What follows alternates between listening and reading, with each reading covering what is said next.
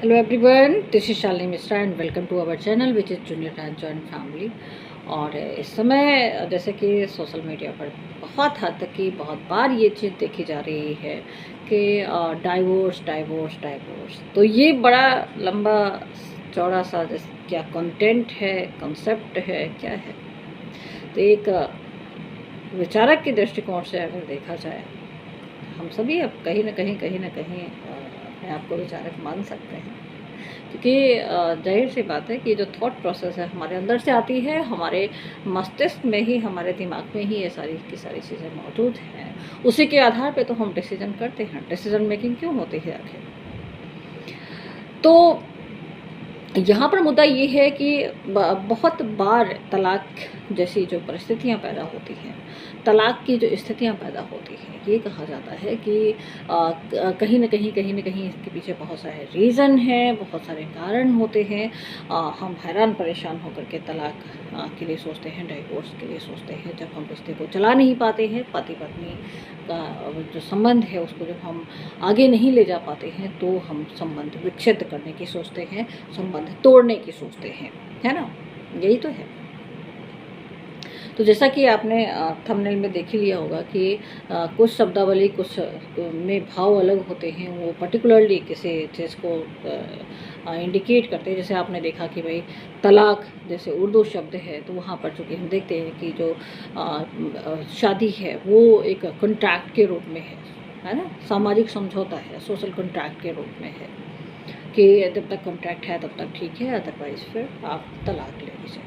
तो वहाँ पर मेंशन है, ठीक है, उसके हिसाब से एकदम करेक्ट है। डाइवोर्स जो कि इंग्लिश का वर्ड है, तो वहाँ पर भी मैरिज होती है ना? मैरिज है, तो अब वहाँ पर भी डाइवोर्स बनता है, क्योंकि अब देखिए हर एक समाज अलग है, हर एक सोसाइटी अलग है, हर एक जो कल्चर है वो अलग है, और वहाँ पर जो विवाह है, मैरिज है, उससे रिलेटेड जो कॉन्सेप्ट है वो अलग अलग है, रूल्स एंड रेगुलेशन अलग अलग है। लेकिन हमारे हिंदू समाज की अगर बात की जाए तो यहाँ पर तलाक का तो कोई प्रावधान है नहीं, क्योंकि संबंध कैसा है? पति पत्नी का संबंध है। चलिए, जैसे कि हम देखते हैं ना, कुछ लोग धर्म के नाम पे लड़ते हैं, कुछ लोग जाति के नाम पे लड़ते हैं, कुछ लोग धन के लिए लड़ते हैं, लेकिन पति पत्नी का जो रिश्ता होता है वो ऐसा होता है कि बिना किसी कारण के निस्वार्थ भाव से लड़ते रहते हैं। और ये जो संबंध है, जब ज़्यादा निस्वार्थ भाव से लड़ाई होने लग जाए तो ये जो संबंध है तलाक की स्थिति तक पहुंच जाता है। मैं हंस नहीं रही हूँ, मैं सिर्फ और सिर्फ ये चीज़ आज के युवा वर्ग को बताना चाहती हूँ, जो कि कहीं ना कहीं अपने ईगो के कारण या फिर कहीं ना कहीं कुछ ऐसी स्थिति परिस्थिति आ गई सामने, और उसको वो मैनेज नहीं कर पाए, और उनको सिर्फ और सिर्फ ये समाधान दिखता है कि सिर्फ और सिर्फ जो डाइवोर्स ले लेना, अलग हो जाना ही एक प्रॉपर समाधान है। लेकिन ऐसा नहीं है, ऐसा नहीं है। कहीं ऐसा तो नहीं कि आप अपने लिए प्रॉब्लम क्रिएट कर रहे हैं, कहीं ऐसा तो नहीं है जिसको आप सोल्यूशन समझ रहे हैं वही प्रॉब्लम बन जाए आपके लिए आगे चल करके।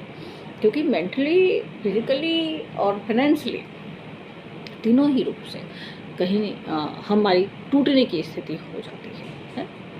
तो हमें बहुत कुछ सोचना होता है, बहुत कुछ सोचना समझना, यूं ही रिश्ते को हम डाइवोर्स की कगार पे खड़ा करते हैं, वो सही होगा भी नहीं। क्योंकि हमारा जो बंधन है, जो पति पत्नी का बंधन है, वो इतना खाली भी नहीं होता, इतना कच्चा भी नहीं होता कि उसको झटके से तोड़ दिया जाए।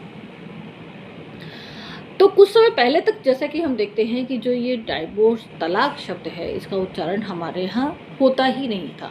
आप अगर थोड़ा सा बस लाइक 30-35 साल पीछे जाएं तो झाँक करके देखें तो क्या कुछ डाइवोर्स कुछ क्या कॉमन वर्ड था? बिल्कुल भी नहीं था। और आज के अगर एनवायरनमेंट में देखा तो जैसे एक पोल्यूशन टाइप का हो गया ना, बढ़ता जा रहा, वैसे ही जो ये डाइवोर्स शब्द है वो भी कहीं ना कहीं हमें हर जगह अब फैलता हुआ दिखाई दे रहा है, हर जगह फैलता हुआ दिख रहा है। विवाह संबंध सिर्फ दो व्यक्तियों से जुड़ा नहीं है, ये दो परिवारों को मिलाने का काम करता है, दो कम्युनिटीज़ को मिलाता है, दो संस्कारों में एकता लाने का काम करता है, इंटीग्रेट करता है, और इसी से परिवार बनता है। तभी हमारा समाज निर्मित होता है, तभी हमारी सोसाइटी कंस्ट्रक्ट होती है। तो एक स्वस्थ समाज के लिए उस समाज में रहने वाले जो दंपति है, जो पति पत्नी है, उनकी स्वस्थ मानसिकता का भी होना बहुत ज़रूरी है। अब यहाँ पर प्रश्न ये उठता है, एज ए सोशोलॉजिस्ट मैं आपको बता दूँ कि आखिर विवाह का अर्थ आप लगा क्या रहे हैं। अगर विवाह का अर्थ ये लगाया जा रहा है कि ये खट्टा मीठा अनुभव है, लड़ाई झगड़े संघर्ष की स्थिति बनी रहेगी, तब तो ठीक है। लेकिन अगर विवाह का अर्थ ये लगाया जा रहा है, आज की जो जनरेशन है उसमें जो देखने को मिल रहा है कि ये तो अपने अपने ईगो के चक्कर में आपने उस संबंध को तोड़ दिया जो कि बहुत बहुत पवित्र संबंध है, उसको तोड़ दिया सिर्फ और सिर्फ अपने ईगो के चक्कर में। देखा भी नहीं कि आपके इस संबंध तोड़ने का प्रभाव कहाँ कहाँ तक पड़ रहा है। क्या आपको लगता है कि ये व्यक्तिगत स्तर पर एक लिया गया निर्णय है, लेकिन कहीं ना कहीं आप समाज की एक इकाई हैं, आप यूनिट हो समाज की एक, और एक इकाई होने के नाते योगदान है हमारा समाज के अंदर। हम जब स्वस्थ होंगे, हमारी स्वस्थ मानसिकता होगी, हमारे स्वस्थ संबंध होंगे, तो हमारे स्वस्थ समाज का निर्माण होगा। तो अगर हम इस तरीके से लाइक डेवियंस वाली स्थिति में आएंगे, विचलन की स्थिति में आएंगे, तो वो सही नहीं। इसको मैं विचलन नहीं कहूँगी कि आप जो चीज़ें हैं पैटर्न वे में आप उसको फॉलो नहीं कर पा रहे। क्यों नहीं कर पा रहे हो? क्यों इतना क्या कमजोरी है भाई? हाँ, कि तलाक तलाक तलाक एक मुद्दा बना लिया, एक फैशन बना लिया, ये क्या है आखिर? हर चीज़ प्रभावित होती है। अब अगर देखा जाए तो होता क्या है कि जब विवाह हो रहा होता है तो आपने देखा होगा जो संस्कार होते हैं कि पानी ग्रहण हो गया, या जो भी उस समय जो फेरे लेने के वक्त में आप देखिए कि लड़के लड़की जो कि उम्र में छोटे हैं, उनसे काफ़ी बड़े लोग जो है आकर के उनके पैर पूजन करते हैं, है ना, पाँव की पूजा पैर की पूजा करते हैं, पैर छूते हैं, इस तरीके से सारी चीज़ें होती हैं बड़े हमसे। तो उस समय क्या हमारे बड़े जो हमें एक हिसाब से पूजते हैं, तो उनके मन में ये थोड़ा ना होता है कि आप मतलब लड़की या लड़का। उसका जो हमारे वेदों में, हमारे शास्त्रों में जो वर्णन है कि ये विष्णु और लक्ष्मी के रूप में है। आज से ये अपने पति पत्नी का जो जीवन है वो स्टार्ट कर रहे हैं, लाइफ उनकी स्टार्ट हो रही है। उस रूप में पूछते हैं कि ये आज से अपनी जो लाइफ है वो स्टार्ट कर रहे हैं, वैवाहिक जीवन स्टार्ट कर रहे हैं, शुरू कर रहे हैं, उस रूप में पूजा जाता है। तो संयुक्त परिवार तो पहले ही ख़त्म हो रहे हैं, और जो ये कन्वर्ट हुए हमारे न्यूक्लियर फैमिली में, तो यहाँ पर भी हम देखते हैं न्यूक्लियर फैमिली का जो साइड इफ़ेक्ट हमें देखने को मिला वो हमें डाइवोर्स के रूप में दिख रहा है। और अब तो ये हाल है कि हस्बैंड वाइफ, पति पत्नी का जो अलगाव की स्थिति है, ये एकदम, इसको अगर देखा जाए तो इसका जो प्रोपोर्शन है बढ़ता ही जा रहा है, भयानक रूप से बढ़ता जा रहा है, और जो कि बहुत ही चिंता का विषय बन गया है। मैं मानती हूँ कि इकोनॉमिक डेवलपमेंट ज़रूरी है, आर्थिक रूप से संपन्न होना, आर्थिक रूप से समर्थ होना ये ज़रूरी है, लेकिन किसके एवज में? एक दूसरे की बलि चढ़ा करके? बिल्कुल नहीं। कारण बहुत सारे हैं, बहुत सारे व्यक्तिगत कारण हो सकते हैं, लेकिन हमें इसके सामाजिक कारण ढूंढने की ज़रूरत है। हमें इसको सामाजिक तौर पर लेना होगा, हमें इसकी जो इसका समाधान है वो खोजने की ज़रूरत है कि ऐसी स्थिति ना आए।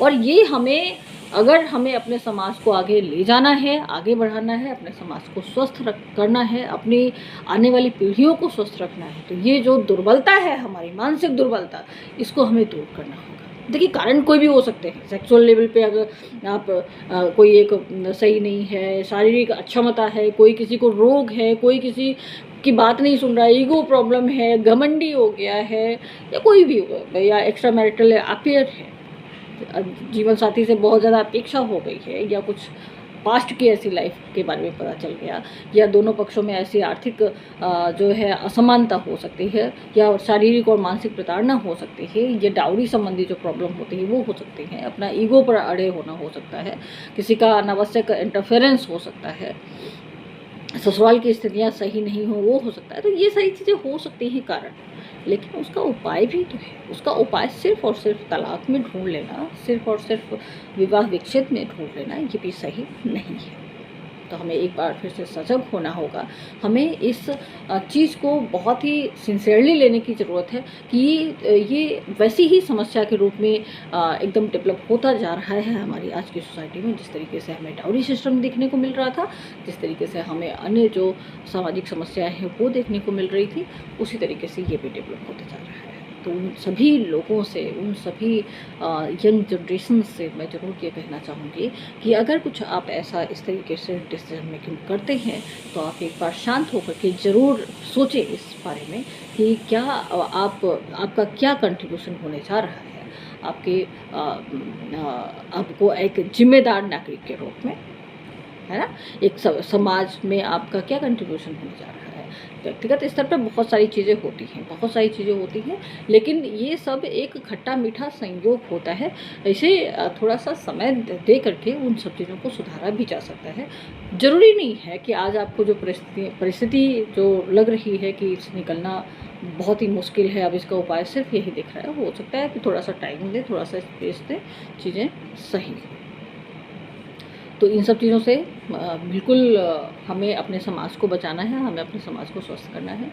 और मैं एक शिक्षक होने के नाते मैं यही कहना चाहूँगी कि ये सब प्रॉब्लम्स हैं, इसे दूर करने में हमें जितने भी हमारे इंटेलेक्चुअल लोग हैं उन सबको आगे आने की ज़रूरत है और उसमें पार्टिसिपेट करने की ज़रूरत है कि भाई जितना हो सके ये सारी चीज़ें ना बढ़ें। ये हमारा भारतीय समाज है, भारतीय समाज है, वेस्टर्न सोसाइटी नहीं है, भारतीय समाज है। तो उस परंपरा को हम कायम रखें। So thank you for watching and ज़्यादा से ज़्यादा इस वीडियो को शेयर करिए और चलिए फिर हम लोग मिलेंगे अपने नेक्स्ट ब्लॉग में। Thank you.